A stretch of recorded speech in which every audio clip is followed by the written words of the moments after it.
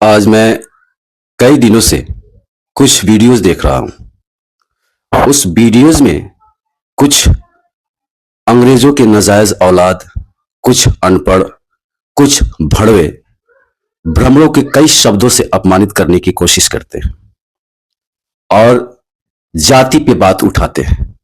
वैसे भारत में रहने वाली जितनी भी जातियां हैं, ये सब भारत की सुंदरता है। जैसे कि हमारे शरीर में नाक, कान, आंख, मुंह, जीभ, हाथ, सब चीज है और इस सब चीजों से शरीर की खूबसूरती बढ़ती है। ठीक उसी तरह भारत में सभी जातियों को मिलकर इस भारत की खूबसूरती बढ़ाने में सभी जातियों का हाथ होता है। वैसे जाति कोई खराब नहीं होती है, लेकिन खराब हर जाति में होते हैं।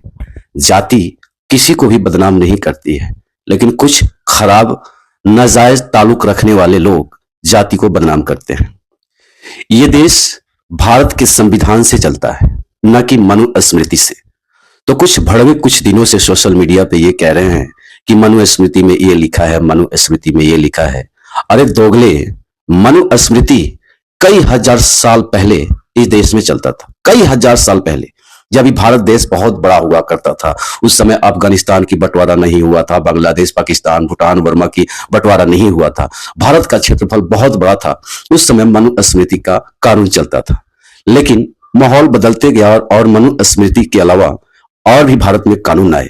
लेकिन अभी फिलहाल वर्तमान में जो कानून चल रही है, बाबा भीमराव अंबेडकर साहब की लिखी हुई संविधान के अनुसार ये भारत देश चल रहा है।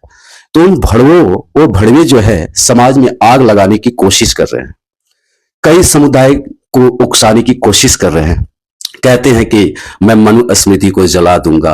अरे दोगलो, तुम मनुस्मृति को जलाओ या अपनी गांड में डालो, कोई फर्क नहीं पड़ता, क्योंकि मनुस्मृति एक पुस्तक है, ज्ञानवर्धक पुस्तक है। चाहो तो उस ज्ञान को हासिल करो, चाहो तो उस ज्ञान को अपनी गांड में डाल लो, ठीक है। और ये देश संविधान से चलता है, तो मनुस्मृति का नाम रखने की क्या जरूरत है? समुदाय को उकसाने की क्या जरूरत है?